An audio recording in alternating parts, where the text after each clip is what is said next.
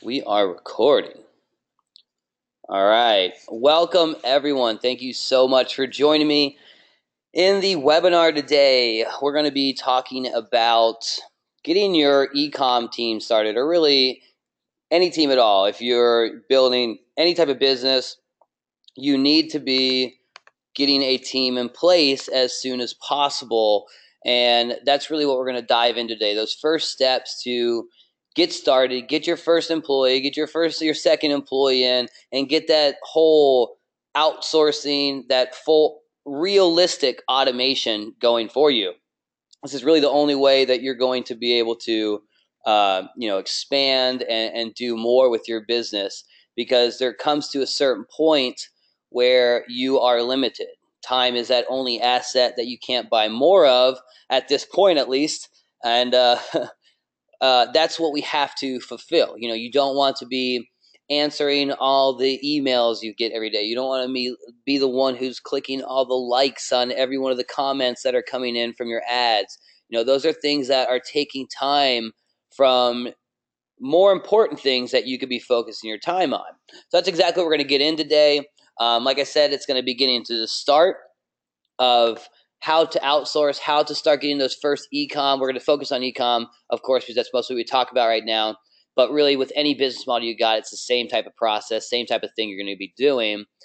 So that's where we're going there. Then we're going to talk about that super important. If you plan on doing what I'm doing, is growing that in-house team. If you want to have a local business going, if you want to have a presence, that authority presence, you want to have those brains, those team leaders, that number two in your business, or at least someone who you can rely on heavily for major things to go on to run other teams you've got going. That's the only way you're going to get to that empire level. If you want to do the emperor status, you have to be able to manage kings. It's not about just managing people. You got to be able to manage kings so they manage your people. That's exactly how it goes in the business world. When you're growing that giant company, this is what you have to be kind of thinking about. And in our sense, we're just starting. We just last year, 2 years, everyone's starting to make some income streams. We're learning how to advertise directly. You're getting your first sales, or if you're not getting your first sales, you have day-to-day tasks that you can easily outsource to make your time more proficient and get you closer to that higher ROI level. So to start off, why are we hiring? Why start hiring? I pretty much kind of went through all the points just a second ago, but we have to do this to grow. Our time is limited. We have to get our day-to-day tasks taken care of so that we can focus on those things that are truly the growth points for us, those things that we truly want to do, even if you don't want to be in your business all day. If you want to run your business for 3 hours a day, or not even. I know some guys who are in the t-shirt game who literally work 3 to 4 hours a week, and they do millions, and that's only because they spent those countless hours setting up these teams and hiring and getting those empires in place. And this is the only way to get to true freedom. There's no, just money dripping in unless you have people doing that for you. If you have outsourced teams and systems making you that money, that's really the only way to make it happen. Or if you have huge amounts of money and you can do some good investing without having teams, it's the same thing though. You're investing in someone else putting together teams to make you money. That's the whole thing you get to do. So that's really why we want to start outsourcing. That's why we want to get our team going. And like I said, there's those two very important pieces that we need to get into. Now, before we start hiring, before we start jumping into what needs to be done, getting people doing those tasks, obviously we need to have a system ourselves. You have to prepare for those coming in so that you have something to hand off, so that you have work for them to do, so that when they do the work, it's actually promising, or at least potentially bringing in, a return on your investment. We're not talking only ROI on our ads, on our ad level. We also want it on our employee level. We want it on our email level. We want it on everything you do, even if it's just investing time, where you're looking for a return on that investment that is greater than that investment. So you need to, first off, have a system. Now, whatever business model you're following, we are right now mostly in the e-com world, but then we're also doing the lifestyle branding and the Kingpinning information product side and all that. So that's all systems going on three different really businesses that are going on under the conglomerate that all require different processes, different team leads, different things going on, but a lot of them cross up.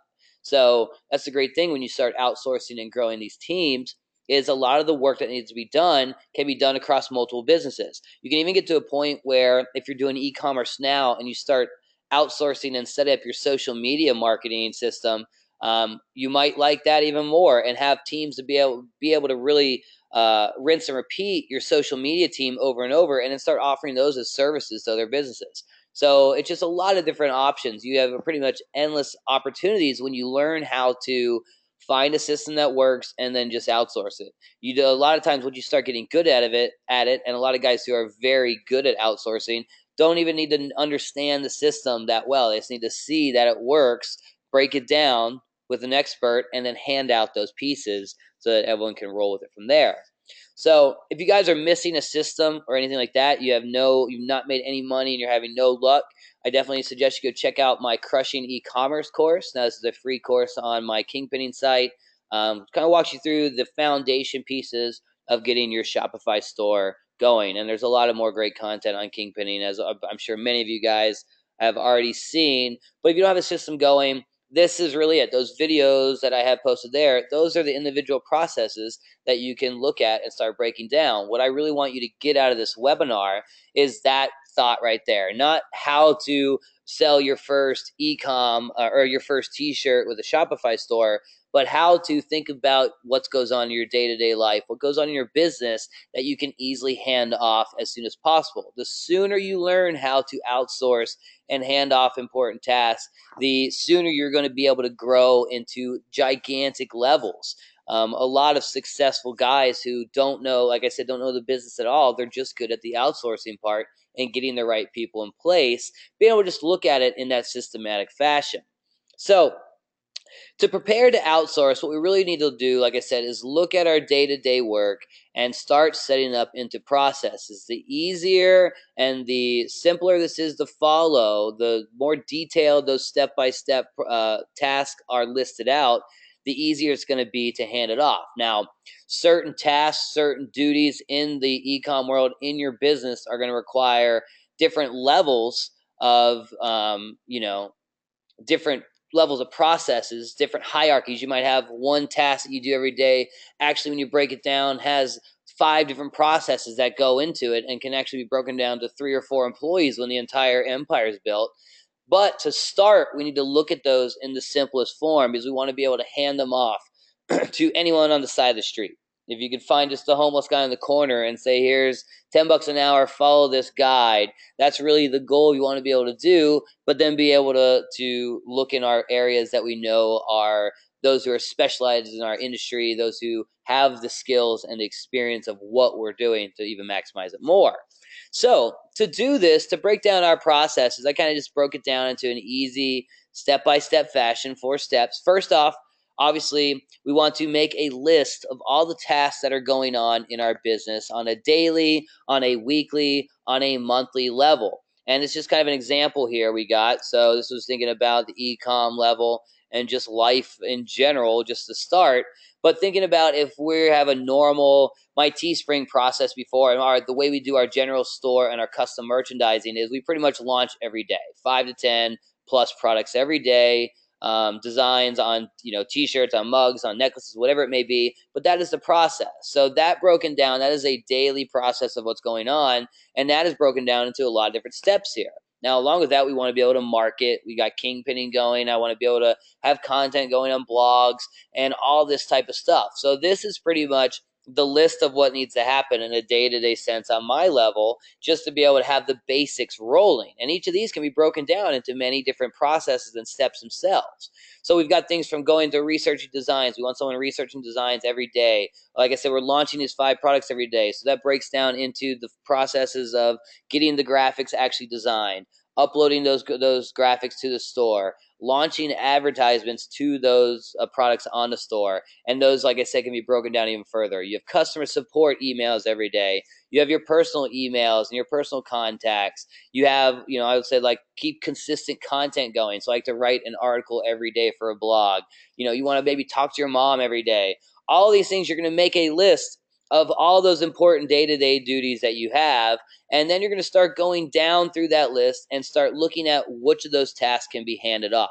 Obviously, I want to call my mom if that's on my day-to-day list, then I'm not going to want to outsource that to someone in the Philippines to call my mother. That's not going to have the effect I want. So that's something I do. That's something that I care about growing, and that's my focus. Whereas I don't need to be doing the graphic design each day. I don't need to be uploading to the store each day. I don't need to be doing the customer support. I don't even need to be doing the personal emails every day. We can batch that into where only the very important ones come to me.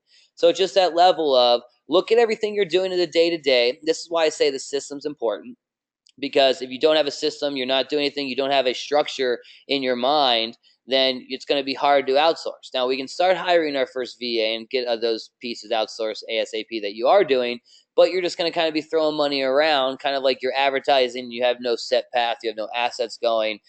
You're just kind of throwing money out there, hoping it sticks, and that's not a good way to do your in business investment. So we look at these tasks, we look at what should be handed off. We can, just mark it on the list, A, B, whatever it may be. And those are the things that we're going to start looking at giving to someone else, handing off, having someone else do. And from this, we're going to take each of those and we're going to break it down into a step-by-step fashion. I had a picture, I thought. So for social media, for example, it's very simple. We know what the thought of social media is. You're going to post on social media a couple times a day. That's really the basic program of it. We want to have, let's say, the consistency or the responsibilities of whoever is in charge of the social media fan page. You have to post 3 times every day. That is your responsibility. Now, they'd obviously want to know what's going on behind that. What do I need to post? What message are we delivering? So all of these different processes of just posting to social media need to be broken down. So for our setup, and this is something I'm going to talk about in tomorrow's private ROI Mastermind webinar, get into the actual process we use. But when it comes to social media, we have it broken down into 3 distinct steps. And what's going on is step 1 is the planning phase. This is where the social media strategist, the leader of my social media strategy department and kind of the mind behind what's going on in social media, they will plan out this calendar. They'll be in a team meeting with each of our department leads, with me as well. We'll talk about the message we want to deliver over the next week or next month, what special programs, what launches are coming out, whatever you got going on in your business in the future here. This is accounted for in our social media plan. So all of that message is then put into a calendar type of setup. This is step 1 of the social media process, planning what's to come. So we have a week, we have a month maybe planned out of the message ideas to come. Now from this calendar, we know that we have to have 3 messages a day. If we plan out for a month, then we know we have 90 messages that we have to fulfill with content.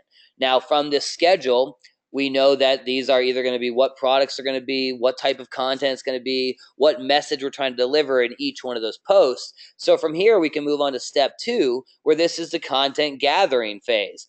Well, they have that calendar and that schedule to go by. The second step, which is actually handed off to a second employee in our case, this person goes out and starts collecting all that data. So if they have to go find all the pictures that fit this, or maybe one day every week, they'll go out and just collect all the cow pictures they can and put them in a folder. But what they do is they go to that folder and they start selecting which pictures fit with each message.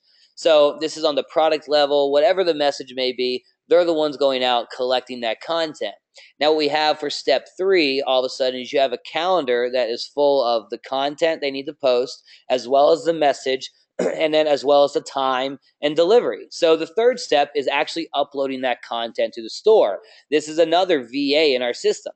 So our social media system is broken down there, and this is just uploading the schedule into 3 steps, where social media strategist, which is a team lead, handles it at first. Then we're handed off to a virtual assistant to gather and do web research. Then we're handed off to a third virtual assistant or a second virtual assistant to go fulfill and post that content according to the schedule. And this is happening every week or every month, depending on how far you want to spread between uploading. And this team lead, the social media strategist, is monitoring these employees, these virtual assistants, making sure they're following through the system the entire time. So this is kind of just an example of how you can break this down. You want to think about exactly what you're doing when you're doing these tasks. A good way to make that, when you go ahead and when you're doing social media, go through and write down as you're doing it every step that's going through.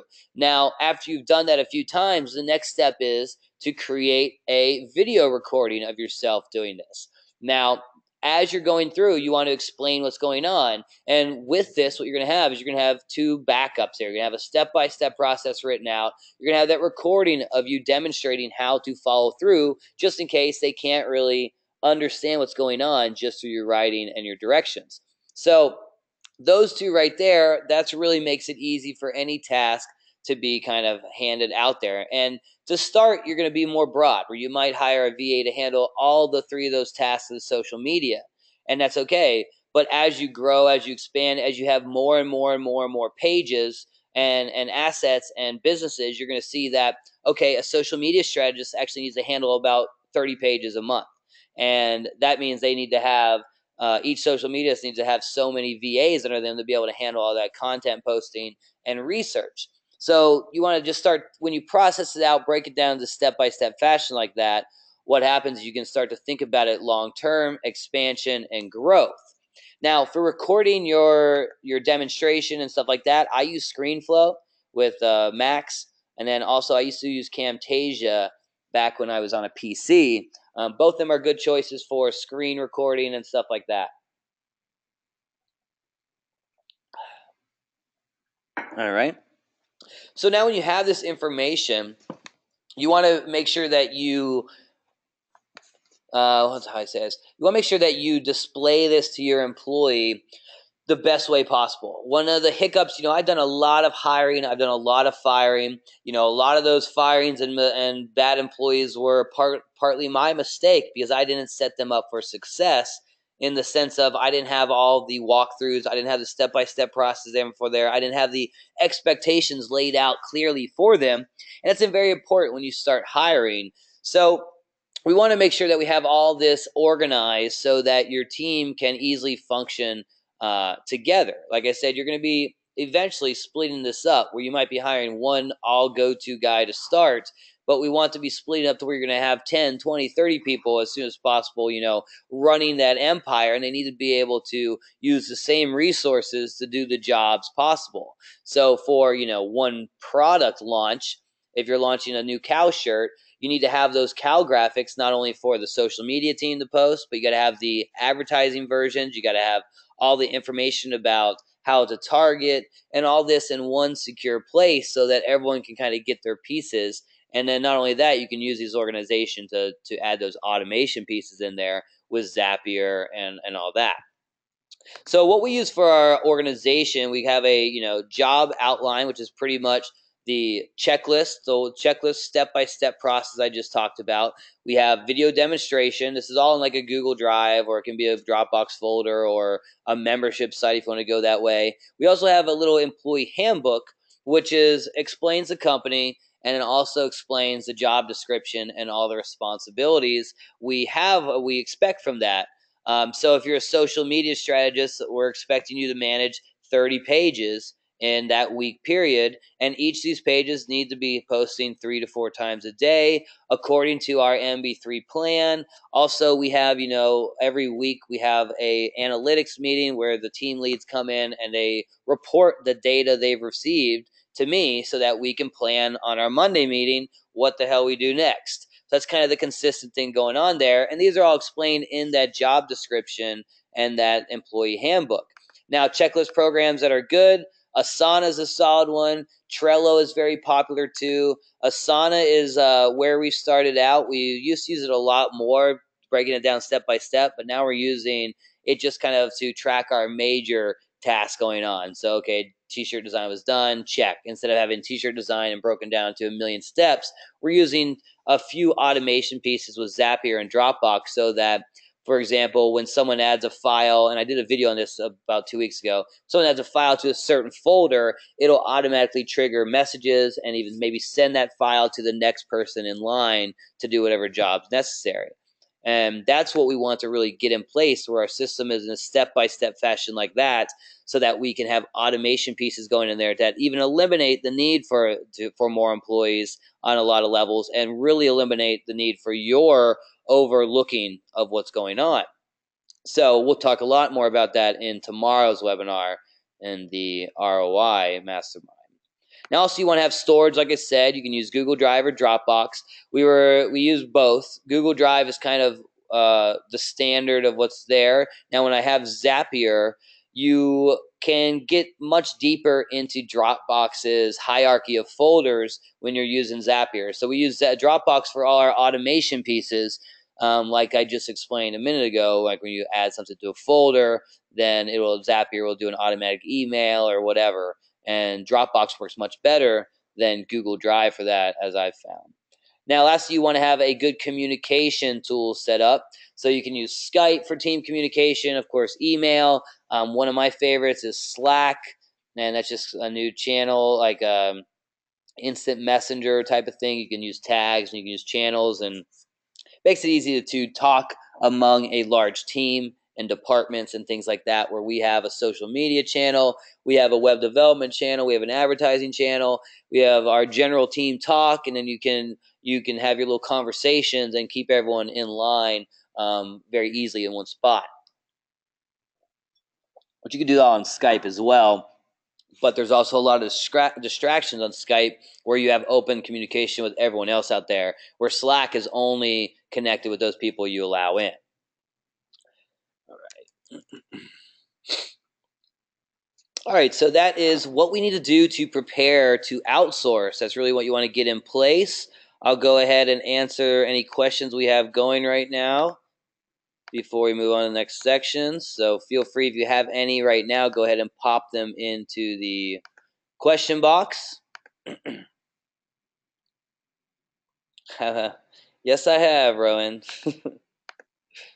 All right. Love Kingpinning. Thank you. Thank you.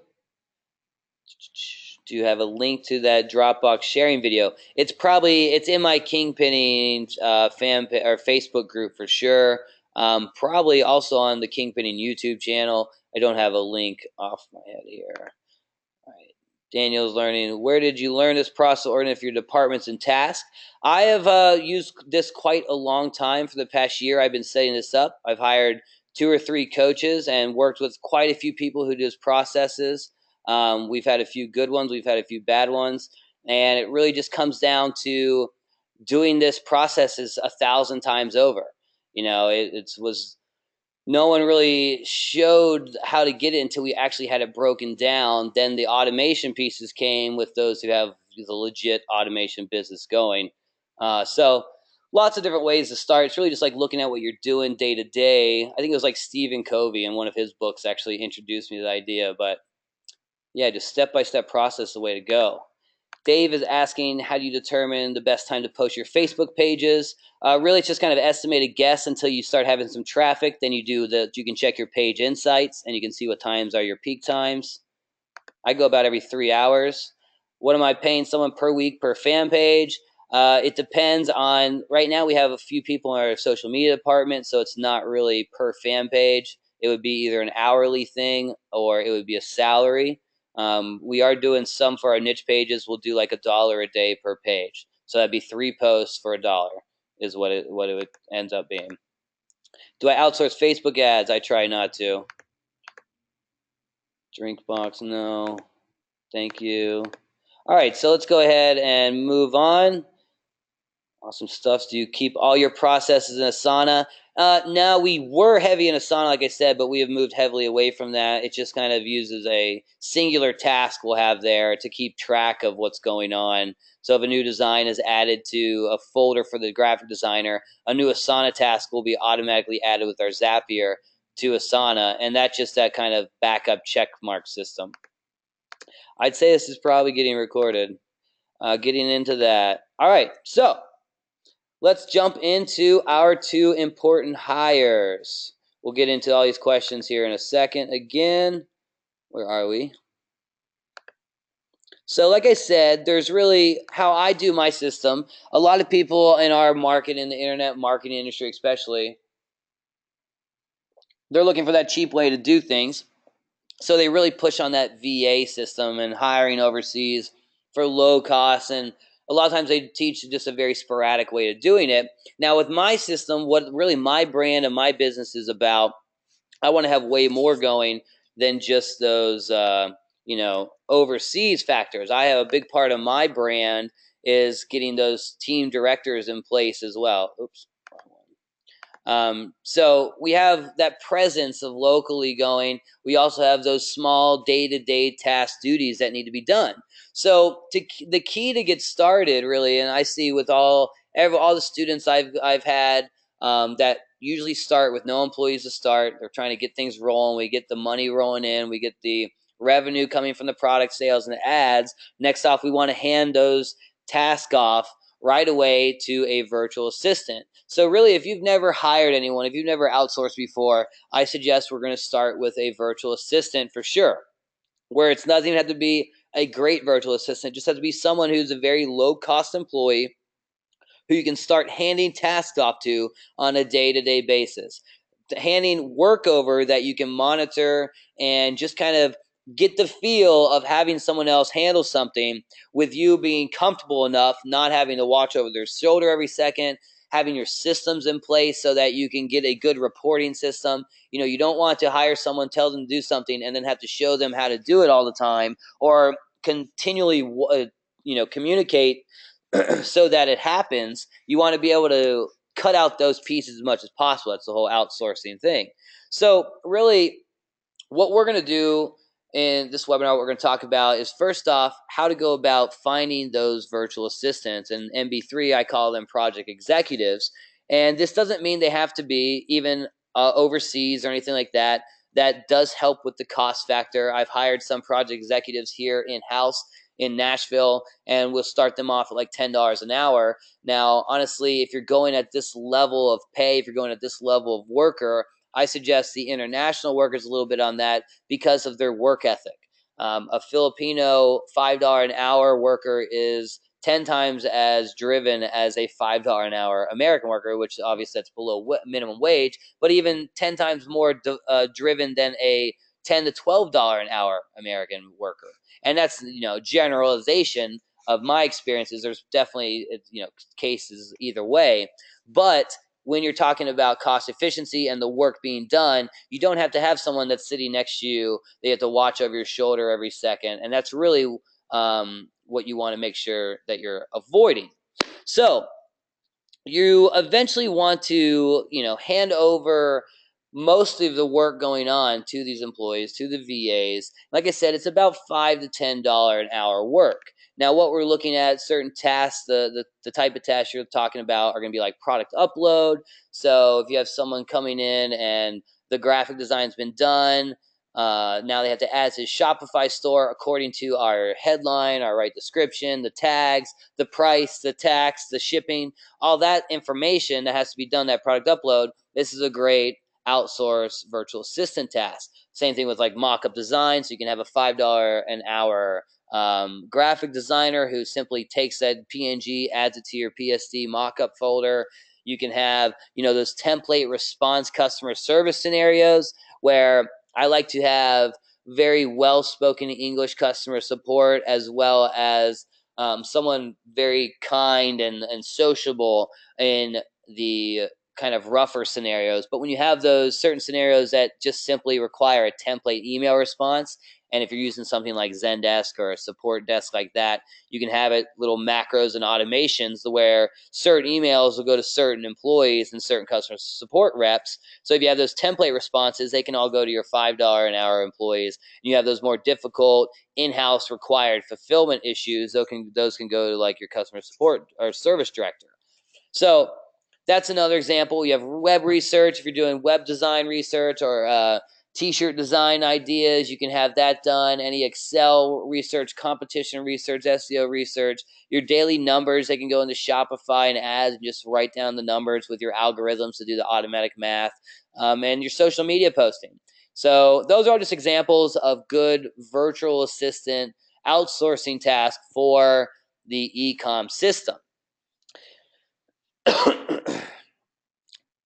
right, so good places to find virtual assistants. Now, I really like the Philippines because you got a good, hardworking community or culture, and they're low cost. Their cost of living is very low. You can get $4 to $6 an hour employees that are very good quality employees. And if you start paying $10 to $15 an hour, you can have some really quality guys and girls from the Philippines. So that's really where I like to look the most. A lot of times we will find other international outsourcers. Like for our graphic designs, we have a few guys from India who are on the team. Customer support is mostly in the Philippines, but we have some that are in like South America. So it just kind of depends where you want to look. But some places that I like to find are, or at least put our job listings and such, would be first off the Manila Craigslist. So this is in the Philippines, Manila, and this is a normal Craigslist. You can do your job posting there. You'll find a lot of tech and customer support and the virtual assistant type of task going on. So that's a good spot to look. I also like onlinejobs.ph. I think it costs like $100 or maybe $200 to get your listing there, but you'll get a lot of quality talent from that, where Craigslist can be a little bit lower quality because of just how easy it is to apply and things. Next off, Upwork, which is the old Odesk, and this is going to be you're gonna have to really put in some good job descriptions and do your interviews correctly, just so you can weave through all the crap there. But that also has a lot of resources ranging from the very lowest cost to the highest. So here's a little example job listing that we had for a project executive, and this is the guy we have handling now. He handles our, I think it's product uploads and one other thing, but he's from the Philippines. We pay him $5 an hour, and he will bust out more work than anyone I've ever seen. And we got about 2 or 3 hires from this job listing. And we start, when I go out, I'll probably usually hire 3 to 4 people at a time in the job listing, or even more, and we'll all have them start on the same type of task. And then we monitor those tasks as you're going through and see how people are producing, who's winning, who's producing the most, who's not trying to milk the clock, all that type of stuff. So we came out of this one with Mark, who just is a rock star virtual assistant, which, there's sometimes you'll find virtual assistants who just can't handle any type of online task, and they're great. So you want to look for them as much as possible. Mark happened to be one of those. But when you're first starting, when you're just doing your initial hire, try and get those initial tasks, those main things you want handled as soon out of the way first. You don't have to hire these guys full time. It can be 3 hours a week if that's all you want to pay. There's employees out there who will accept that and are okay. They have multiple clients that fill up a 40-hour work week. If you only need 5 hours, that's 25 hours or $25 a week. That's not much to put in to have all of one task handled for you. That could produce a lot more. Where Mark will upload, 50 products in a half day on our Shopify store manually, and we'll have someone else that was hired at the same time as him was only doing about 5 to 10, which was sufficient. That wasn't bad. That was like, okay, that's worth $5 an hour, but Mark's freaking doing 50, so he makes it way better. And now he does a lot more tasks. I've hired him on full time, where I give him at least 40 hours a week. Let me zoom out. Now, you can also add things into your job listings just to kind of see if they're paying attention.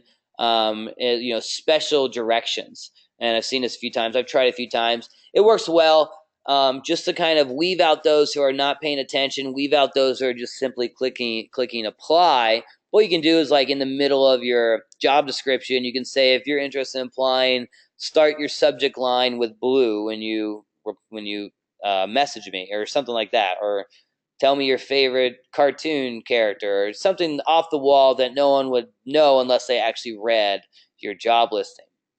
So that's pretty much the daily grind pieces, the virtual assistants. Very simple to get going. I say get out there, put your job listings, just something as simple as this right here, onto Craigslist and Upwork to start if you don't want to pay the fee on online jobs.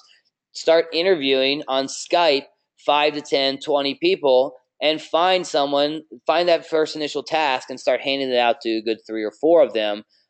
paying them that $5 an hour, testing out who's going to be your winner. And then from there, every evening as you're going through, you want to look at your business. The key here is to start forecasting ahead of time as much as possible. When you're doing it all yourself, it's hard to think in 3 weeks, what products am I going to launch? Because you're doing all the work right now. You're doing all the commenting. You're doing all the emails. You're doing all the customer support and the social media and whatever. So you can only think really so long term, whereas when you start to get these employees in place and the daily tasks are being handled, you don't have to worry about it anymore, and you can start to stack up your growth and expansion. So definitely start getting onto the VAs and hiring virtual assistants. It's a very important piece. It's really, the more you hire, the more practice you get with it. The more you break down your processes and make them simple, the easier it's going to be. So the key is just get out there and do it. It's a very cheap investment, much less than most of us spend on just even starting ads and stuff like that. And a good employee can produce so much more ROI than anything else. So lastly, let's talk about bringing in our leadership, which is our team directors. I'll go ahead and pop through the questions we got here. Are you hiring full-time or part-time? I do both. We start off part-time. We move to full-time as soon as possible. I guess I should also mention on this, to track employees' progress, to track their work, I'm using what they call a program called Work Snaps. And there's lots of these out there. But this just takes a screenshot. Like when someone logs in to work, they will log in the Work Snaps, turn on the monitoring system, and then every 3 to 5 minutes, I think it is, it'll take a screenshot of their screen, and then our project manager or me or whoever's in charge will go in and make sure that those tasks are being done. If someone is on the same screen for an hour and it should have taken them 3 minutes, then you'll know that they're just milking the clock. So that's a good little program. Like I said, there's lots more out there. All right. Did you guys lose audio? It seemed like everyone hear me now? Work system. Yeah, it's a good one. The VA to social media ad. VAs are all about $5 an hour. If they're $10 an hour, that means they are a super VA, international VA, or they're an in-house project executive. Facebook ads, I have a system for getting the initial ads launched outsourced, but then as far as scaling and being able to make judgments, that's a that's the bread and butter of this right now, and that's a very high-end job too. That would cost over 6 figures for me to outsource right now. So I do that myself. We will be hiring someone soon to do our advanced ads, but VAs handle our initial ads. All right. Here we go. Let's get into, I'm getting off track here. Bringing in leadership. Now, this is the key to my kind of empire growth, where I'm totally going for that Gary Vaynerchuk system all the way, where you see his videos, you see his office, his multiple offices, you see his website where they're hiring, and it's just, he's got, 500 plus employees or whatever, and you can see that. Now, that's not only huge for, the brand going on, especially what I'm trying to do with my brand of the lifestyle and the name and what we are doing with the Kingpinning. We want to have that, but also just the amount of businesses. The whole idea behind this in first is just have a giant conglomerate empire of businesses, all the things I want to do. So we're going to need those teams that are going over and over again on certain systems.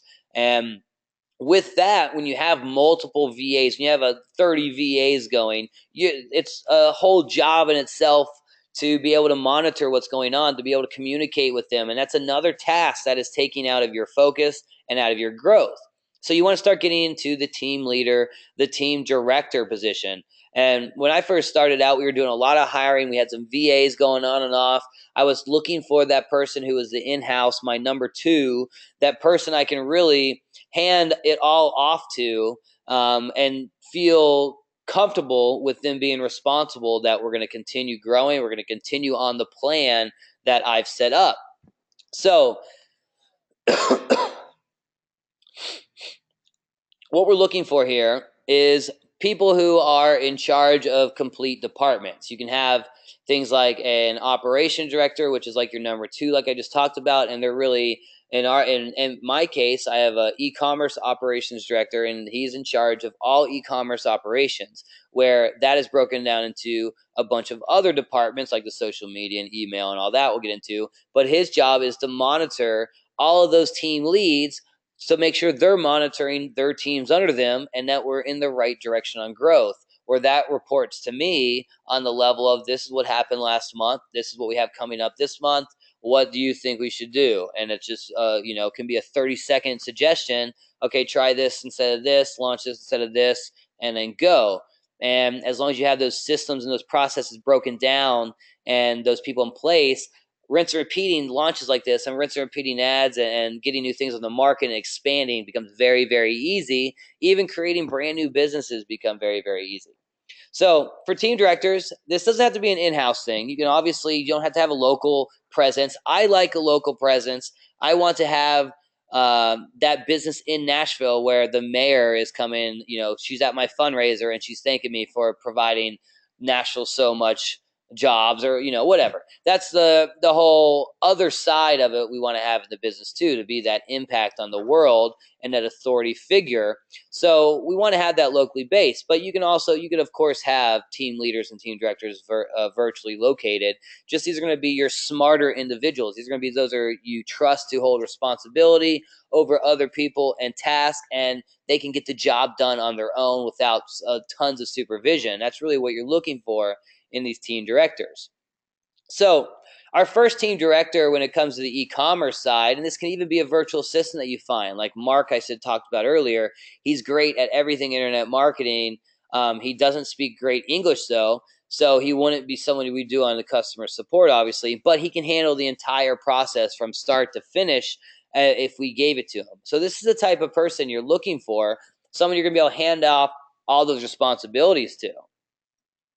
So let me give you an example of just kind of this right here, of that thought right there, where you're looking for that number two, where I have a great number two with Sam, where he really helps run that e-commerce operations. But we have Nishant and Kenman here. I don't know if you guys are familiar with them, but these are two buddies of mine. This is actually at Don's Hawaii Maui mastermind last year, and I'm there to the left in this picture. But Nishant there, he was crushing it with t-shirts, a year, 2 years ago, 3 years ago, whatever it was, when we first started getting going. Now, Kenman had been seeing his success and as just like a go-getter, driven, wasn't having the huge success, or was wanting to go into the t-shirt market, wanting to learn this Facebook advertising and e-com whole setup. So he reached out to Nishant and pretty much told him that he will fly to him no matter where he is right then, and he will work for him day to day with no pay, just to learn the system and be part of that team, of that success. And that's exactly what he did. And pretty much he was Nishant's number two, just handling all the ads, everything going on in Nishant's t-shirt business there, just as it grows, or at least a portion of it, whatever you want to hand off. But this taught Kenman all those systems, and now they are both in their own entities, but they work heavily together. They both crush in the t-shirt market, but it's really about just finding that number two of what's going on there. And there are people like Kenman out there who are willing to fly to you when you have that system going, when you have that. They want to learn what's working, and you can utilize that where this might not be a lifelong employee. You can't expect employees to be lifelong. Let's just get that out there too. That was something I thought in my mind with the MB3 Empire. This is a movement. This is a philosophy. These people are going to be want to be a part of this for the rest of their life, and that will be in a sense of what it's going. But even the greatest employee you have is going to bounce, maybe do their own thing and stuff like that. So what you're setting up is you're setting those quality relationships. So for your number two, your team director, you're looking for that person who can do everything for you. And competence and brain power are key here. Like I said, you want to be able to hand off those important pieces, those responsibilities, and you want to be able to know that they're getting done and they can use their own mentality to expand on those ideas. So you want to make it as easy as possible by being as thorough as you can in the job description. And when you're hiring, when you're trying to find a good team director, you want all the expectations laid out as thorough as possible. So, what are they needed to do every day? What is the responsibilities that need to be done? If it's a social media strategist who is the director of all social media, like I talked about before, we know her expectations or his expectations might be 50 pages handled a month. Each of those pages need to be posting 3 messages a day. Every one of our comments on those posts need to be liked, deleted, or removed. Everyone that has a sales message behind it, anyone who has a thought that they want to buy something of theirs, private message those with our templated message. Answer all of our customers, all of our social media messages. And, all of that needs to be done. Those are all expectations you need to lay out and let them know exacts of what needs to be done. And then from there, you're going to let them know the tools that are provided from your business to help them make those expectations happen. So in our case, if it's a social media lead, then the tools they have are something maybe like Postradamus, where that's a tool of automatic posting. Maybe they have 2 virtual assistants, where one is a media publisher who does the content publishing. Maybe another is a web researcher. So they have 2 virtual assistants that they're able to reach out to do the work in that 3-step process. So you're giving them easy to follow, laid out expectations. You're showing them the pieces and the tools that we have to make that happen, which would be the processes as well that you go through there. But you're just making it as simple and easily and as easily followed as possible and understand. You don't want someone coming in with unknown expectations. You don't want to hire someone at this level without knowing exactly what you want from them. With VAs, you can play around a little bit more and have things wasted, but they're only $5 to $10 an hour. Where these start getting into team director, it starts getting expensive.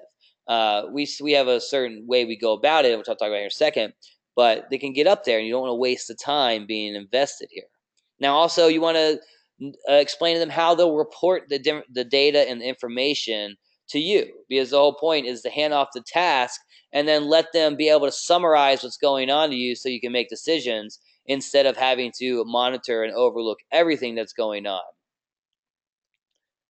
All right, so this position we're going like team directors in-house. I'm going, depending on where I'm hiring from and what I found, will go anywhere from $12 an hour up to salary work. Now, usually how it'll go, if it's something like someone who just graduated from college and it's a position that doesn't need years and years of experience, like a developer or coder or something like that, or analytics, then we'll start at something like $12 an hour for a 3-month trial period. Once we hit there, we bump them up to either $15 an hour, or we start getting into the $30,000 to $40,000 a year salary range. And then once you start getting into the high end levels and really kind of producing for us, then we get much higher salaries, and we start talking about percentage deals depending on how much you're running and operating. So the whole key is to have others feel like this is their baby as well, and they want to grow it.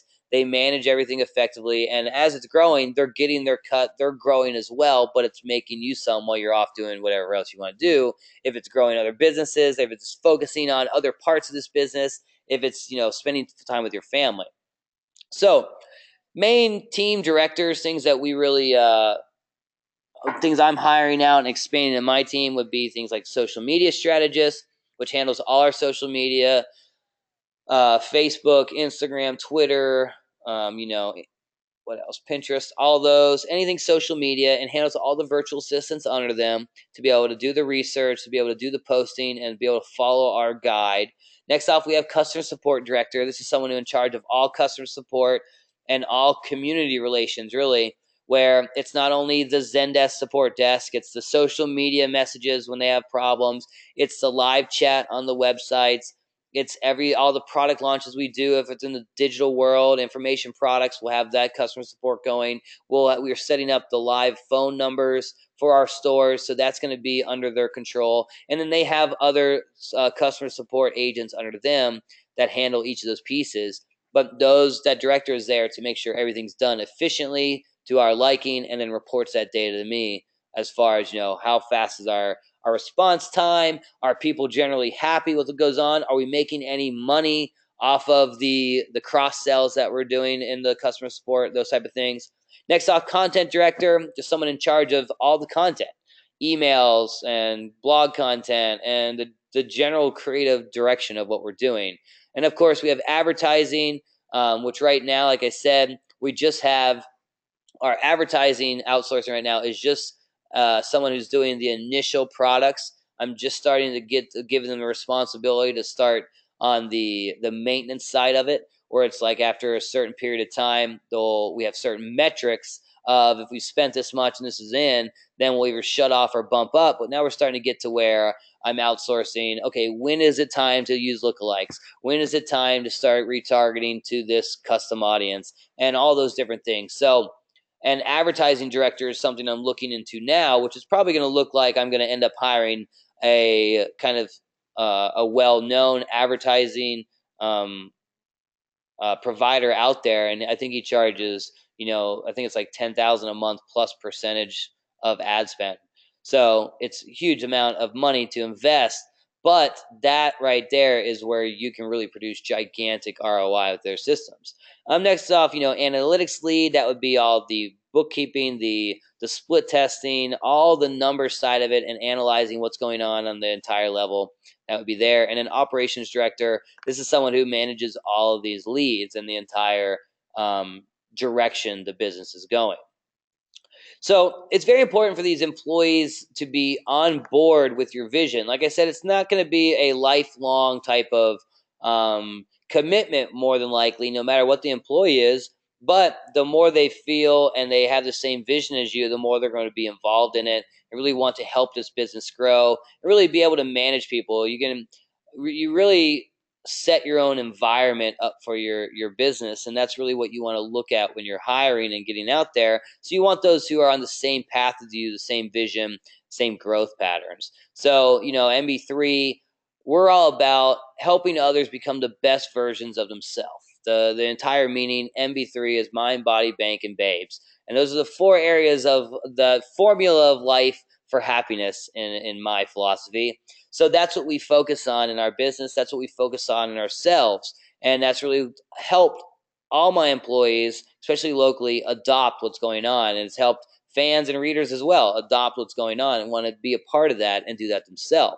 And, once you get that feeling, give them that feeling of, okay, this is it. This is a great spot where I want to spend my time, because I'm an entrepreneur. I don't understand the employee mentality. I was an employee for a while in my younger years, but really knew that that was never what I was going to do. So you have to, as an entrepreneur running the show, you have to think about those that are okay with giving up that lead, and you have to be able to display, that confidence of longevity for them. And that's really the vision you have, the path you're going on, the forecast direction is what keeps them on board. And then, of course, they need to be comfortable in their salaries. So keep that in mind. If you have good employees, it's money will always become an issue. So you have to make sure to keep that in mind. So how do we find these team leaders? Where we're looking in-house, looking in that direction instead of virtual. Of course, virtual, you can look in all your online networks, the same as before. But locally, we can do something like Craigslist is obviously a good one to look into. Now, it can be a little iffy on the quality. The reason I like Craigslist is because there are people like me who use Craigslist all the time, and they might be a diamond in the rough, but you can find a really great hard worker every once in a while that's not a psycho killer on Craigslist. And that really will come down to the interview process of weeding them out. Now, next off, LinkedIn is another great spot to look for local talent. I think it's like $300, $350 to do a job listing ad, but you'll get some really great folks who are professionals, more so than just a Craigslist application. Then obviously you can start looking at your local job listing sites, where like Nashville has NashvilleJobPost.com or NashvilleJoblist.com, and there's a whole bunch more. But you just look on Google, whatever your town is, town job search, and start posting there. It might cost a few $100, $500 to get your ad listings or your job listings up, but that's very worth it on the quality you'll be producing. And then also through your network, I found a lot of good people through friends that just kind of have other friends that I'm not associated with, and just know of their quality and work ethic, their vision as well, if it aligns with you. Don't go out to your friends and say, hey, I've got this job opening, do you guys know anyone for it? Because that right there, just that plain statement, you're going to get all the people who just have friends who need a job. You're not looking for someone who just needs a job. You're looking for someone who's going to be quality at this job in these leadership positions. You're looking for leaders.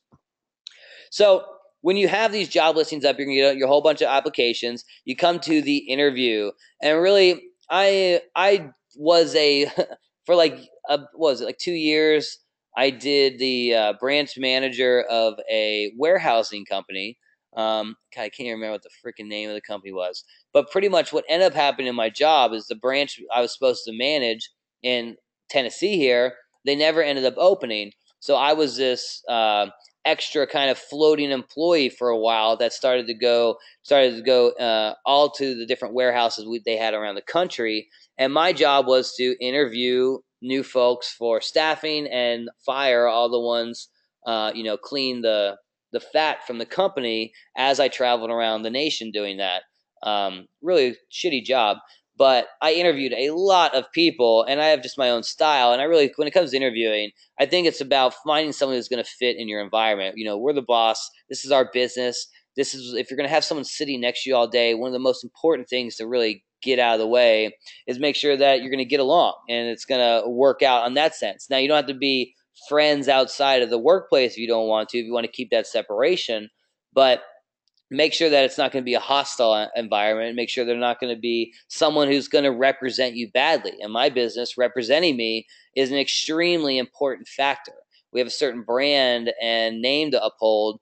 And to be able to reach up to those authority platforms, you got to be able to have a good represented body. And when you have an employee and your employees, and if you're bringing them out, where I bring my in-house team out to dinners, out to conferences, out to whatever it may be, and they represent me well. That's why I like bringing them, because they can talk into the right corner when I'm over here in the back corner, and we have 2 or 3 groups being talked about with MB3, with Kingpinning, with Travis Patel being represented the right way. And then also you want to make sure that they're capable of doing the actual work. Maybe some test tasks, some trial periods, different things like that are important, because a lot of times when you're interviewing, especially if you're getting face-to-face interviews, you're going to get a lot of people who just can talk. They're very good at manipulation, and they can really kind of just convince you that they are good at something that they're not. And I mean, I'm one of those talkers myself. I can just kind of talk you into hiring me when it comes to it. It's just kind of a sales tactic without any substance behind it. So you want to make sure that they're capable. So put some task out there, whatever the job may be. I always like the trial period, obviously, just to make sure, and have those expectations laid out perfectly so that by the end of that trial period, was this worth it? Did it work out? What's going on there? And then, lastly, what we got, those were our 2 hires. That was getting the e-commerce team started. Now, where you're going from here, what you're having is you have your first initial VA. You're looking for that team director, someone who can kind of monitor your uploads every day so you can step back and look at all those other pieces. The next pieces you're going to be going to is you're kind of working into this progress, which is the entire kind of business breakdown that we've got. Now I've switched a few departments over here since I did this mind map, where creative directors are actually over in where social media is in creative directors. But anyways, what this is the entire funnel breakdown. This is what's going on in our business every day across not only the e-com side, but the kingpinning side and the lifestyle side and the books I have coming out and all these other businesses that are going on. These are the pieces. This is the departments and that are all of it, the pieces going on. These are all the processes we have broken down into a plethora of tasks and things like that. So this is what I'll be talking about tomorrow in our private mastermind ROI group. We're having another private part 2 of this webinar training, where I'm going to be diving into these e-com systems. Now, we're not going to get into each one of these exact ones, because I don't even have all of these going in my business, but this is where my breakdown is. We don't have web developers on staff right now. I have some freelance guys when I need Shopify stuff. But once we start doing apps and we start doing SaaS programs and things like that, we're going to need a development team. Videographers, that's my next hires, because I'm doing a lot of lifestyle stuff. I'm doing a lot of branding stuff. So I want a video team on me at all times. I want them to follow me everywhere I go. And when life happens, start recording. Now, it doesn't mean that's going to be a video every time, but that's content that we can piece together for my quality content, my quality messages. So this is what we're going to be talking about tomorrow. If you are interested in joining, definitely go check it out, kingpinning.com/ROI. This is a monthly mastermind group where we do a webinar event every month. Also starting to do weekly videos where I'll be posting them of just team meetings. You're going to see what's going on in MB3. And this is pretty much what we'll be talking about tomorrow. Like I said, this is Asana here. This is kind of our old breakdown system, how we used to do it.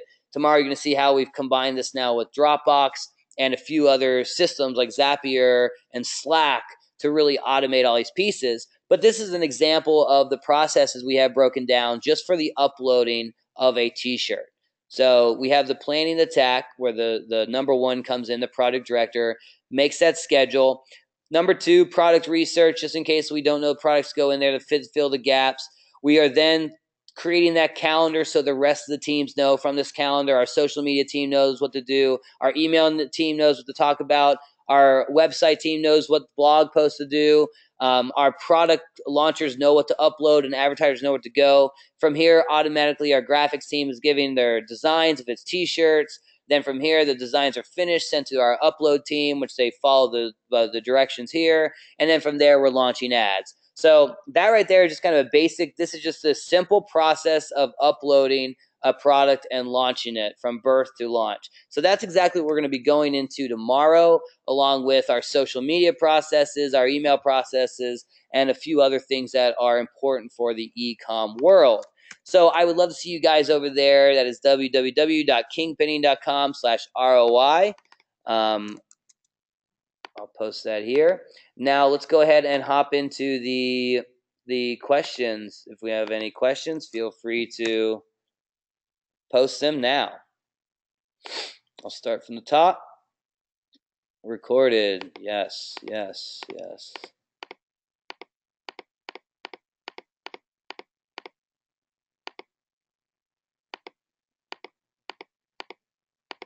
Good source to grab VAs. Gave you Upwork, Craigslist, Manila, or onlinejobs.ph, I believe it is. All right, do you ever have issues with VAs jacking designs? You give access to full res designs to VAs. I've never had issues with anyone really stealing my stuff. If they do, then who cares? I mean, are they going to, when you have a successful design, you're going to have about 1,000 people rip it the second you start having success. So that's nothing really to worry about when it comes. Just monitor what's going on. If they rip your design, fire them and you hire someone else. It's a consistent progress of growth. That one design, that one product isn't what's going to make you win forever. So I wouldn't worry about anyone jacking your stuff, jacking your designs. Even on the team lead side, the team director, when you have someone doing the whole system, I've had team leads that think that, oh, all of a sudden, oh, I do all this for you. I know I could do it on my own. And then you go do it on your own. And it's not so easy when you don't have my financial backing what you're doing. And you don't have my suggestions coming in. Same thing on your level. It's your expertise. It's your system that's creating that success. So don't worry about people jacking it, because then it's just like, bring it on. You're better than them. You've already proven that. All right, how long is it too long before making a decision on firing a VA for not doing what needs to be done? I mean, first offense is a warning, if not fired right away, if they're not doing the work. We'll, of course, if they're like slacking behind, not doing much, then I'll tell them, hey, this is what we're expecting from you. This is why laying out clean and clear expectations is very important when hiring. So they know, okay, I need to be getting 10 or 20 designs up and 20 products up. That's what my job is entailed. Whereas you're just saying, okay, I'm paying you $5 an hour. Here's 20 designs. Go ahead and report back when you're done. They might take a week to do that and come back. So if you give them the reign to go as long as they want, a lot of them are going to milk the clock. And that's what you want to kind of master, monitoring as much as possible. And that's when the team directors come into handy there. All right, do you create all your Facebook ads yourself or hire someone to do that?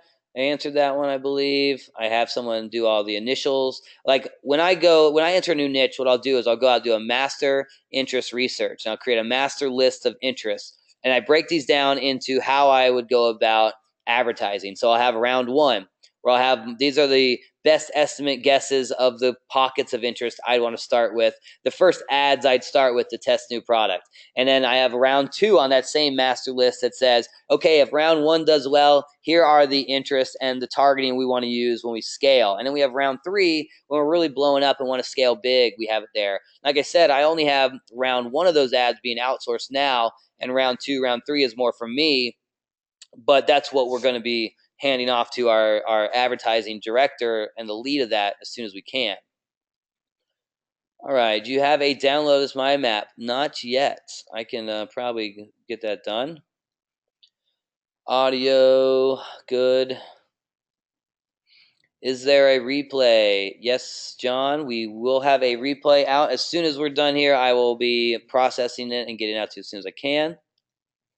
All right, in regards to WorkSnaps, do you use time tracking software? That's what WorkSnaps does. It tracks their time. Not only takes the pictures, but it'll track, they worked 8 hours on Tuesday or whatnot. Are you ever afraid for workers just leaving your business so they learn how your business runs? Answered that one, I believe. Just it's not really something to worry about because that's going to happen, and people, most of them will fail. But you're going to have a lot of employees bounce on you just for crazy reasons, and that's why you want to have the systems in place. That's why you want to have everything laid out incredibly well so that if an employee bounces, it's not the employee that was making it a success, it's the systems, and you can easily find someone else to replace them. That's the key there with every one of these positions, so that you're not putting all the weight on an employee's shoulders for your success, because that's when they'll start to feel like they need to be compensated more and that they're doing all the work, when realistically it's your system. So don't be afraid of them leaving. You can have them sign non-competes and all that. I don't care. It's like, if you want to compete with me, bring it on. If you're really trying to, if I found you and you stole something that I taught you and you're trying to go against me, then I'm going to come after you hard, not in a like ripping you and bashing you way, but I'm going to freaking try and outsell you by 1,000 and then rub it in your face and say, bring it, So that's more of the way I go about it. All right. Do you fear some of the VA workers will copy? I see this as a very common fear, and it was definitely a common fear of mine before hiring as well. And like I said, when you set it up, when the expectations are clear, when the processes are laid out, you are good to go. If they end up stealing all your stuff and moving on, it doesn't matter. You still have all the resources and you can just hire more. This is your system. And even if they steal what you've done in the past, they can't steal what you're going to do tomorrow and the next day and what thoughts come in the future. So don't worry about it. It's like losing an advertising a campaign, something that doesn't work out. You tested it, it didn't work. That employee is a thief. Fuck them, move on. That's more the way to go. You're welcome to come, man. All right. Do you always have custom design for T-shirts?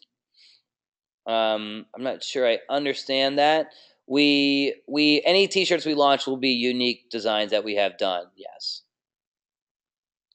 Are you doing e-com T-shirts only or physical products as well? We do everything. Pretty much, if it can be sold, I like to look and go for it. So right now, we have a T-shirt store. 19th.com is our apparel custom merchandising store. That's all T-shirts, custom mugs. That's all our custom stuff. Then we have a lot of physical product stores as well, which are just focused on maybe some of them are even just one product line. Some of them can be a whole niche, but they have a combination. All right, what are you doing for employee benefits, and how do you hire to limit the taxes? This is something you definitely want to talk with your accountant about. We've got it set up right now. We're an LLC, but we're switching to an S corp, which apparently is going to help my taxes a bit. And then I was doing 1099 freelancing my employees. This upcoming year, I'm doing W-2s for my in-house employees and my salary employees, so that we can have they get a little bit more benefit tax-wise on that. I pay a little bit more W-2 taxes, but we want to keep people happy in-house. Benefits-wise, certain employees are given percentages off of profit share. So operations director is given a percentage of anything our e-coms does. But it's expected for growth. We have certain goals we need to be hit, so those percentages are given. We also have, at certain points, employees will get stock investments and things like that, as well as any future investments that I make with the company, whereas I take profits and funds that come from MB3 and we might invest in someone else's business, or I might invest in even a stock run with MB3's money. if they're a part of that team, then they get percentages as well. We have a few different benefit packages that we're laying out right now, but I've been talking with my accountant and my legal team to get that ironed out, because I want to have something really cool, but something also that's not going to, take away too much. I was exactly George Clooney in that movie, the whatever it's called, In Flight or whatever. That's pretty much the exact representation of the business that I was in, the career I had before this. I definitely do. I record all my Webbies just so that I don't have to do them twice.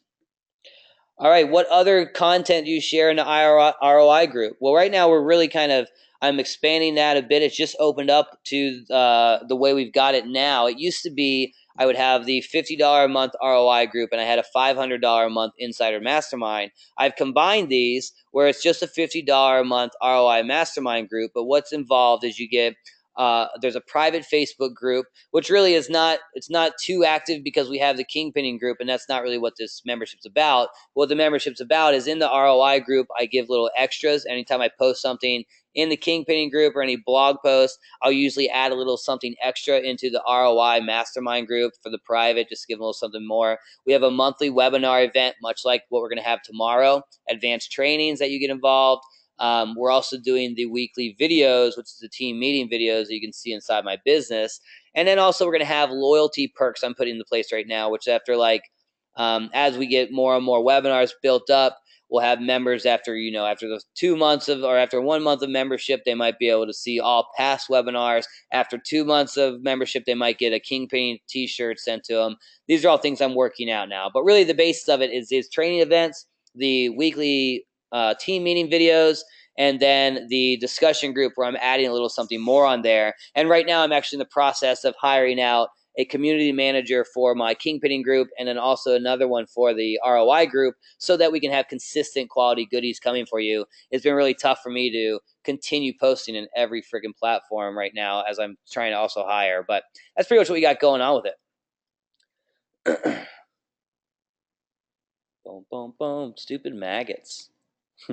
Will be a replay. You can find it in the Kingpinning group. I pay my designers per design. $20 a design is kind of the standard low. If it's a really quality design needed, then we'll go up to like $50 design, sometimes more. I did have a full-time designer on staff about 3/4 of last year, but what happened is I'd have periods, a week at a time or a month at a time sometimes when I wouldn't need any designs done. And he's still on salary and I'm still paying him, and it just kind of like, crap, I gotta either just bust out designs when I don't need them or just pay per design. So I like per design right now.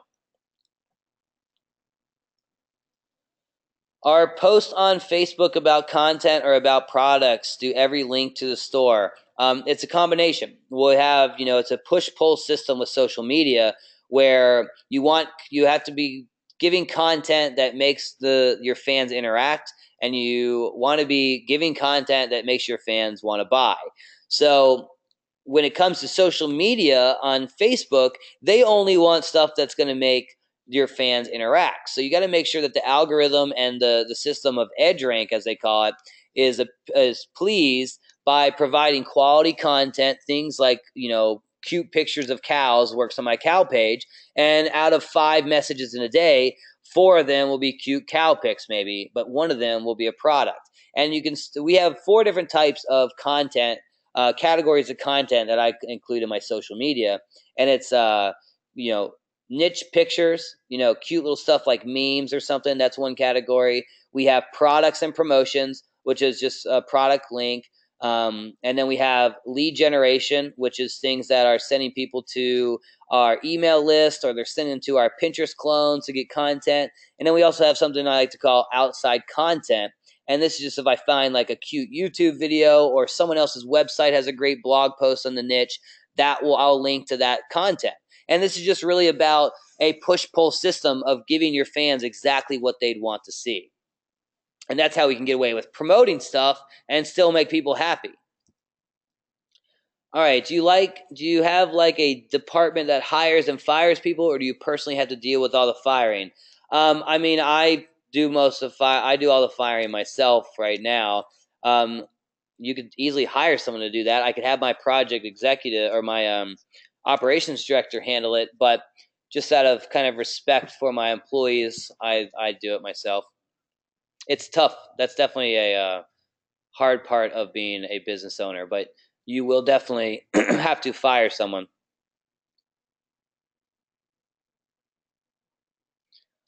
All right. Where does a project manager fit in this plan, and how much would you pay them? Project manager would be the same as the operations director. Um, my operations director did not like being called a project manager. He thought the name was too lowly. So I changed it to operations director. And that's what you're going to have to deal with when you hire people too.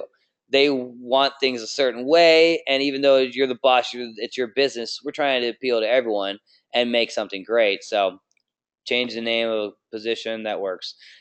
Pay, it goes pretty much. I started at him at $12 an hour, moved him up. Now it's salary plus commission. So this upcoming year, he'll do very, very well.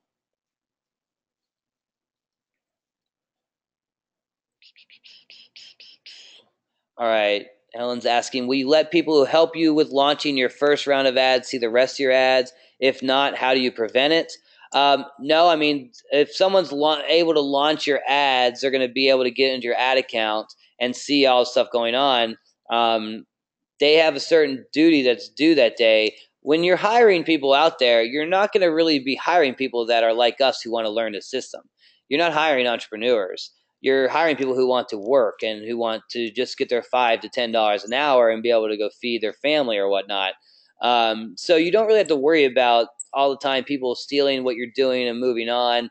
Especially you're not showing any one person every little piece going on to how it works together. You have your one number two guy that after a progression of time you trust more and more. You're not just opening up your entire business to your operations director from day one. You want to lead into that. On the ad side, don't even worry about it. I mean, it's another thing of don't worry about anyone stealing your stuff. It's not like they can do much other than try and catch up to where you are. How do you determine length of time to give VA to finish tasks that you haven't done before? Do them. go do them. Go play around with it. Go see how it goes. If it's something that you're incapable of doing, if you're asking a Shopify developer to go add your Facebook pixel with the right tags and you don't know how to code yourself, then you're not going to be able to determine that. You're just going to have to go on finding the right employee who has enough reviews and enough, testimonial background to show that they're capable. Everything else, if it's a part of your business that you're handing off to a VA, then you should be able to do it yourself. Anything a VA handles, you should be able to pop out in a minute's time and at least do it a few times so that you know what's going on and be able to monitor. Like I said, if you're starting off here, you're not starting with a operations director and 50 VAs and a whole team, like 5 team directors. You're starting with one guy, you're handing one task off up to start, and you're growing from there. So really want to keep those initial tasks, just those that are super important to get done on a daily basis. And you should already know to start what time frame those take. And if not, then just go ahead and bust it out a few times and time yourself. All right. Is the majority of your income from t-shirts? Do you private label your physical products? I do. T-shirts are becoming less and less of my income. They were probably about, I'd say, 2/3 of my income in 2015. Right now, they're about 10% of my income for 2016 so far. And I mean, we do a lot of t-shirt stuff and apparel, but we're going much more physical. We're going much more high end, much more branded products and major brands. So yes, I do definitely private label products these days. Mon, I might bring you over, buddy.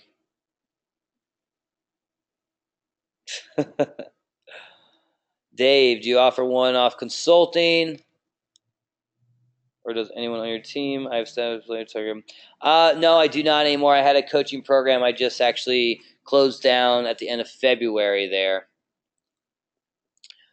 All right. Is the ROI kind of group coaching? It's not a group coaching. It's events like this, training events. It's not going to be any one-on-one personal time any more than you get elsewhere. in there. You're going to get a lot of folks who follow my system well and are going to be able to help you and kind of good partnerships and the quality folks. But the main thing about it is the training events and the weekly videos, because what you're going to get to see with the ROI Mastermind is the inside of my business. With these, you're going to get to see what's going on in my business. I really wanted to cover the e-com outsourcing here because we've covered a little bit here in the past, but not all around, and I'm looking to move forward. Next one will probably be jumping into maybe Instagram advertising, anything that's going on in my business that's a hot topic, that's something that's working. That's what the ROI Mastermind is really about, expanding that into your business. You find and get to a 70 plus a month mastermind. Not sure what that means. All right, what printer are you using? I have a private printer fulfillment set up. So it's a guy who just has his own fulfillment printer, warehouse, all that. I'm one of his only clients, and I'd like that so that I can have, it's pretty much my fulfillment center, even though it's under his business name. But anytime I want something done, I can suggest it, I ask for it, and it happens. Whereas, if you're using the major platforms, that's not possible.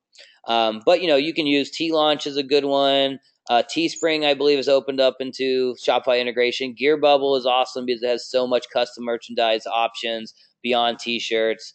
And, if you're going major high-end level, you're going to want to look for guys who, the local printers, the private fillers that you can, just so you have more control. All right. Hardly anyone to know. I probably have a small budget. Test everything at once. All right. So Christy's asking, I have ideas for 4 original brands that hardly anyone did until now. However, the project I have a small budget for this niche-inspired business. You think it is important to test everything at once and do designs for all the potential brands and lose on the quality factor, or go ahead with one business and make the most of it? If it's a bunch of different niches, if you're bouncing around different niches, I would throw up, you don't maybe have to throw up a store, right? 5 stores, for example, right away, but test out all the different niches, maybe throw up 25 designs, test them all out, whatever sticks, then that's what you move forward on, and creating all the assets and really putting the time in the store. That'd be really more the way it goes there. You're good, man. All right. Remember to be delicate when firing. Yeah, exactly. I mean, you can have people take it very badly. Don't be a jerk. That's why I like to fire people personally if I'm doing it. Not that I like doing it anyway, but it's more of a respect thing. If they're fired, it's because of good reason. They aren't making me money is usually the reason. They're either milking it, and if they're milking it, they're a bad employee. A lot of times there's reasons behind that. People have rough lives sometimes, and you just got to you're going to be working with a lot of personalities when you are hiring, especially in-house situations and your team grows. So just definitely be delicate to those situations. All right, what's the best way to go about training your number 2 guy? Pretty much walk them through what you do every day. Whereas when you're talking to a VA, you're talking to just one team director, you're really just focusing, like a social media director comes in, I'll spend a week with them on social media, and we just go through just what's happened on social media. If it's the operations director, then you're going to be spending a good couple months walking through all the pieces going on, but you're taking it step by step. Whereas you're going to just kind of go through the entire process of what you're doing. Whereas when my number 2 came on, we were just on Teespring. We didn't even have Shopify store going yet, and all we wanted to do was launch 10 shirts a day. And that was the whole goal. Is I contact the designer. Here's what goes on. Here's how I message the designer with my ideas. This is what happens when I get the designs, how to upload. Here's how I find out all the advertising and move ahead. It's kind of like just coaching someone to do what you're doing on a specific level. So it's really about just taking it one step at a time. The more you have laid out, the better. Number 2, finding someone who's going to be a great long-term number 2 is also has a lot of luck into it, because you're going to have someone, like I said, really wants to be a part of what you're doing, and someone who's very competent. It took me like 10 hires of finding someone who I have trust in on that level. A lot of those 10 were pretty good workers. They just weren't at that level I needed for a number 2. All right, so with so much stuff going on, how do you keep track of everything? It's hard as hell unless you have it organized as can be. So what we've talked about, what we've shown here today, that's just one business setup. That's one business structure. When you have it processed out, you can rinse and repeat these processes, rinse and repeat these structures, these teams across multiple brands. But it's a whole different type of area where we have multiple calendars online, where one calendar is for our 19th store, and that talks about all the launches going on. That talks about all the uploads needed. It talks about all of the emails needed, the social media posts. We have more calendars out there for the other businesses that are going a different direction. So it's all the same team breakdown and the same steps of getting traffic and marketing and all that. It's just about having an organized platform, an organized way of showing each of those teams what their message needs to be. What is their duty today? What are your expectations right now for this week? And when it comes to multiple brands, multiple companies on that level, it's just about organization. Where, like I said, we have multiple calendars that really cover it all. All right, does all your traffic come from Facebook? A large majority right now does come from Facebook. We have a lot of great organic assets as well, where we have email lists going every day. We have social media being posted, which brings in traffic. And then we're also expanding out into Google AdWords. We do some Pinterest stuff. We do some Instagram ads. So once you have a winner, it's just really about expanding your reach anyway. Just like when you have a winner on your Facebook ad in your first test round ad, the whole goal is to expand your reach across Facebook. Well, once you've expanded reach across Facebook, you still have millions and millions and millions of people that you can reach across other platforms. So it's the same concept there. You're constantly expanding something that's winning. Sometimes you can have really great ROI in other platforms as well compared to Facebook. It's a different beast. All right. Do you still do affiliate marketing? Is it a good portion of your income? I mean, affiliate marketing is always in there in some form. On the Kingpinning side, I sell my own training, I sell my coaching, but then when there's a good product out there or a good training guide, of course, I'll promote it and I'll take my affiliate cut.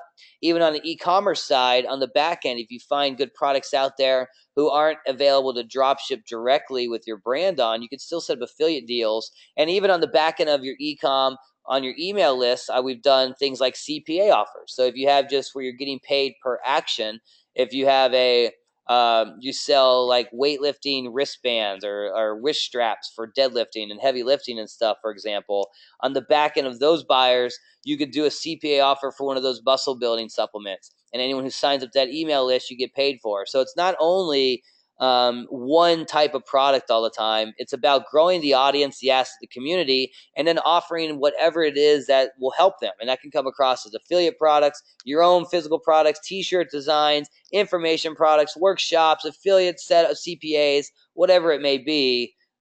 It's all in the repertoire there. And then on the Kingpinning side, that is a lot of information stuff. And a large part of that is your network and growing who you deal with and you talk to, the marketing, the internet marketing side of it. So promoting other people's products is important for that side of my business to grow as well and make those long-term friendships.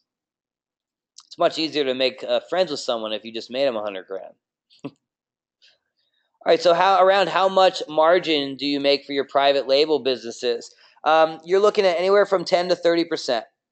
It's completely dependent on what's going on with your marketing, the product, your vendors. There's no real set number, but the best I've done is around 30%, and the worst I've seen is about 10% on a successful business. And now when it's 10%, keep in mind that this is usually when we're doing mega volume. So kind of you could start off an ad campaign and your first $1,000 spend, you can have a 600% ROI. But then you start getting into the $100,000 ad spend range, you might only have a 100% ROI, but that's still producing way more profit. So kind of the bigger you get, the more you're out there, the larger you go, the less your ROI number typically is. So any of those 10% margin businesses, it's usually because we're doing mega volume and just worried about overall sales, and all of those pieces are usually also completely outsourced. So anything that's on the lower margin, it usually means I'm not involved very much and I'm not putting my kind of suggestions in how to improve. All right, can you make a small video on setting up a campaign on Instagram or a case study? Literally, to do Instagram, it's exactly like Facebook, except you put a placement click onto Instagram. So, for example, if you're doing an ad and you want to put it on the right-hand sidebar, where you turn on the right-hand sidebar part, there's an Instagram option right under it. I will have lots of videos on Instagram advertising here up in March, as well as the next ROI Mastermind webinar. Pretty sure it's going to be on Instagram ads with one of the pros out there. How did you find your t-shirt printer? Were they a friend, Craigslist? My t-shirt printer, I was at a conference and I met him through a conference. It was actually a student of mine was at that conference as well and said, hey, I met this guy who does printing. I think he'd be perfect for you. This is where conferences and networking is very important with your business as well. Go to those industry-specific conferences. In our field, just in Vegas, they had a great conference where all the product vendors were there, and you're going to meet a lot of great people that do what we do, as well as find product vendors and different types of sorts of things like that. I'm a little upset I didn't make that one, but definitely be networking and looking out there, and then also do a Google search. Look for t-shirt printers around town. There's print shops in pretty much every town out there. It's just about setting up the deal with them. And literally with most fulfillment, all you're doing is when people buy something, Shopify makes a simple CSV file that you can send to your fulfiller, and they can take that file and go from there. That's all the automatic fulfillment is. It's just automating those pieces.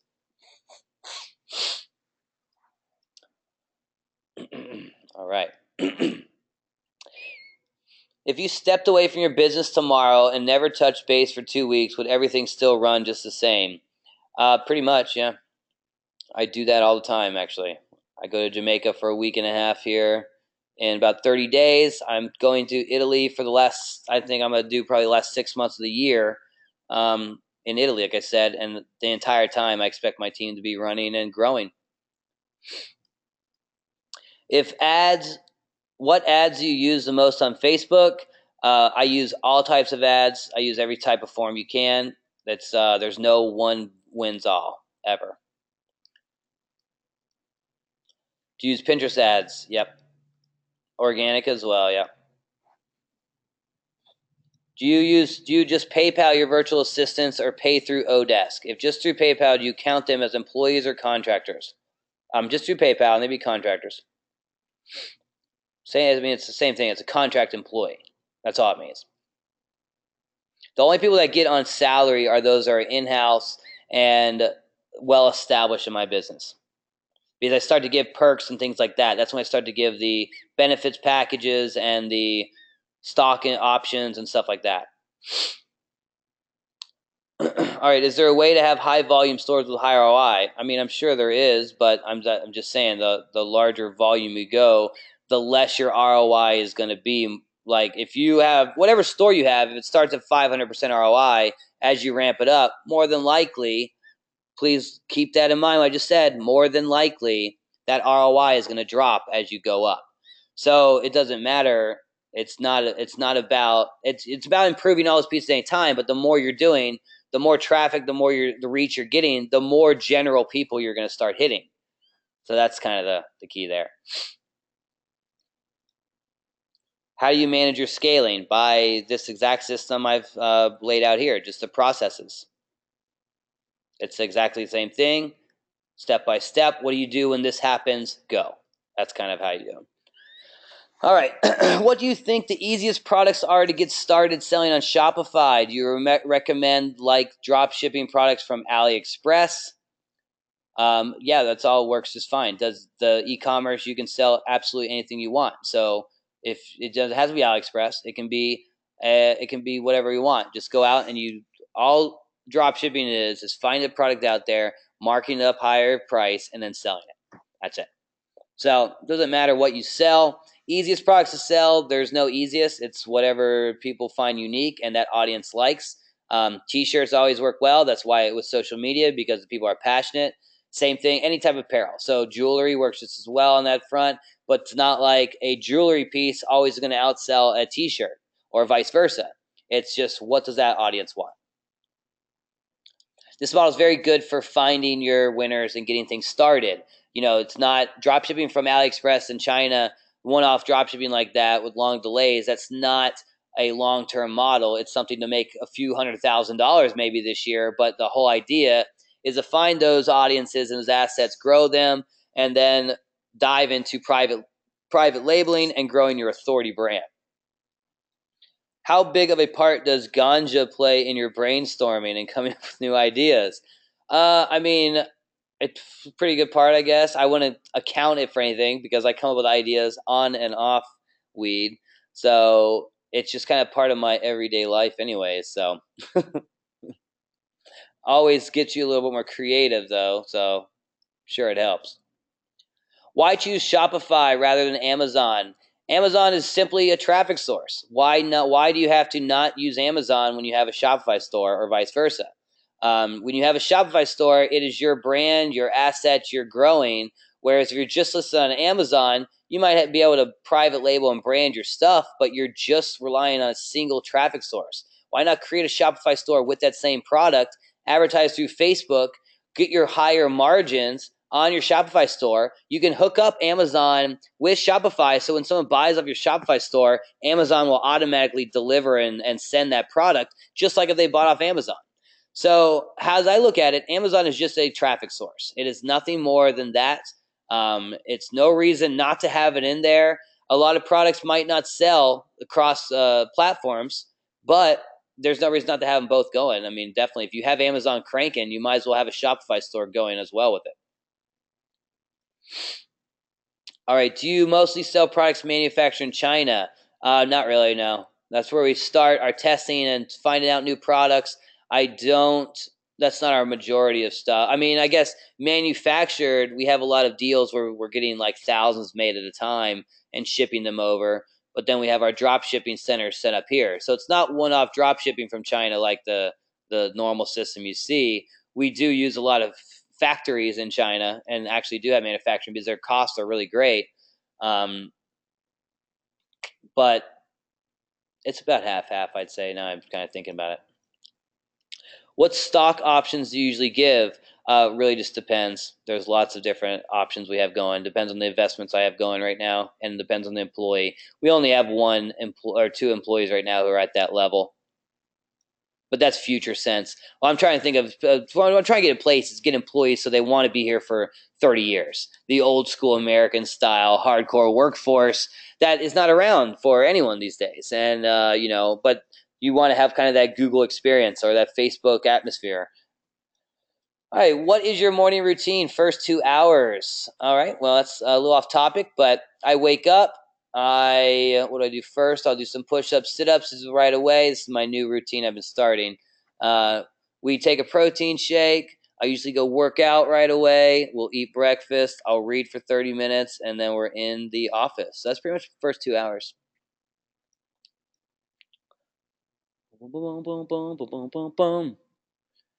I'm glad to hear you're learning so much. Don't worry if you've not made your first dollar yet. Just keep going on testing out those products. Like I said, expanding reach. Check out Kingpinning. It's got a lot of good case studies. And once you get that success, start looking at this information here so that you can start to hand off that everyday task so you don't have to worry about it. So if you have a product and campaign that starts making $10 a day, you can instantly take that $10 and invest it into an outsource to be doing 2 hours of work for you every day. And then from right there, that is how I have exponentially grown over the past year and a half. I've taken my profits and I've thrown them right back into the business. I personally, my salary did not budge for a very long time there. I only really started to splurge on myself for a small period here on Christmas of this past year because we were just killing it so much. It was like finally time for me to spend some money on myself. I got my cool place and a few other things. But the growth, and from this point on, the same exponential growth is because we're taking whatever we make right away and getting it right in. So keep cranking, man. What are your thoughts on all these idiots just posting their overall sales and never showing profit? That is going to be definitely commonplace in our industry. The thing with how easy e-commerce is where you can sell anything and drop ship even the illegal products off of China and stuff that sell very easily, It's very easy to have revenue numbers of $1,000, $2,000 a day come in, when, like I said, it might be only be 10% profit margins, or lower for some guys. So it's just that, I don't know, look at me now, they want attention type of thing, and they all want to sell their products to maximize their efforts. Any tips for drop shipping from US, even if it's more expensive? Yeah, definitely. I mean, there are lots and lots of vendors and manufacturers in the US that you can hook up with that are really great. Great prices. And what's great about US vendors is delivery times. They're going to get there quick. You can often set up things where they'll brand your products for you, even if it's their own staple product, but it's just like they're the manufacturers. Pretty much just Google search is how I usually find mine, or you look for some other, if you find another store selling something that you like, look into who is their fulfillers, contact them. Just try and find out who those people are. And when you contact them, tell them you got traffic, you got potential to sell some products, and people are usually not going to turn that away. How do you know a product is going to be a winner? How to target a bad selling product in a way to improve sales? You really don't know a product's going to be a winner until you show it to the market. After you know your audience a little bit better, the more you are a part of the audience, the more you know them, the easier it is going to be able to know from the beginning, is this going to win or not? But really, you'll never know until you test it. How do you target bad selling product in a way to improve sales? It depends. Now, if you're going to be in a single niche, you're in this niche for the next 10 years, you don't want to try anything out or something like that, then you're going to want to test everything you possibly can. Look at every angle, look at all the interests, look at all the demographics, test it all out. But if you're doing a system where you're in a bunch of niches, you're trying different things out left and right, like I was back in the Teespring days, where we were throwing up 10 designs a day and usually be in 10 different niches, then I like to set a limit on what we're going to test. And if it doesn't profit, doesn't make money in that test, I throw it out and I move on. Don't even look back at it. Whereas a lot of the designs I threw out, a lot of those products I threw out, I probably could have gone back to and redone a little bit, redone the targeting, and we could have had a little bit of success. But it's about that trade-off. Do I want to invest my time in finding the winning demographics in this one niche, or do I want to just spend my time in trying all bunch of products out there that are going to win? Now, my philosophy behind the sales and advertising is product is everything. Okay, so if you have a great product, it's not going to really matter too much on your targeting. If you have a great beer product and you just target beer, then a lot of those beer lovers are going to buy that beer product. But if you have a horrible product and you have the greatest beer targeted on the planet, it doesn't matter. They're not going to be interested in buying that product. So I look for product first, and once product is found, then we look at targeting. So that's kind of the sense behind that. All right, how do you find North American North American US? Really Google searches, or just kind of hitting up your network, hitting up other stores who are selling those products? I hear you, Michael. All right, what is your total revenue goal for all your business combined this year? I'm set at, after my last mastermind, I'm 12.5 million is my goal this year. And then my my super goal is I want to break 100,000 a day consistently by the end of the year. So that would be a $35 million business there. So that will be coming in the next few years. But my goal this year is 12 mil. All right, how would you improve your sales on a product that hasn't been selling that well? Depends behind the best findings honest. It's literally, you just want to really test every demographic, every interest group, every different angle you possibly can. If you are determined that you're going to sell this product, this is a winner, you don't want to try anything else, then by all means test it out, break it out, get all the data of what's going on, and go from there. But give yourself a limit on when you're going to say, okay, no, this is done, let's move on. Because even a really good winning product will die out eventually. It might need to just take a 3 to 6 month period off before you start it back up again and sales start to kick in. But there's always a period where sales will decline, and sometimes those that are big winners just stop selling for a period. How is 19th performing in Q1? Pretty poorly compared to kind of how we were at the end of last year, but also we got to keep in mind, what I'm doing with 19th, I'm taking it It was our main focus kind of last year, mid last year, of what we're growing. But then this year, I'm taking that and I'm creating those individual brand stores where that's a general, very test ground type of a marketplace.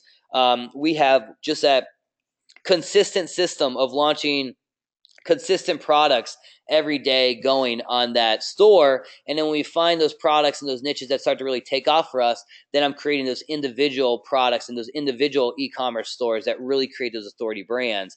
So 19th right now, we're doing really good. It's still making good money.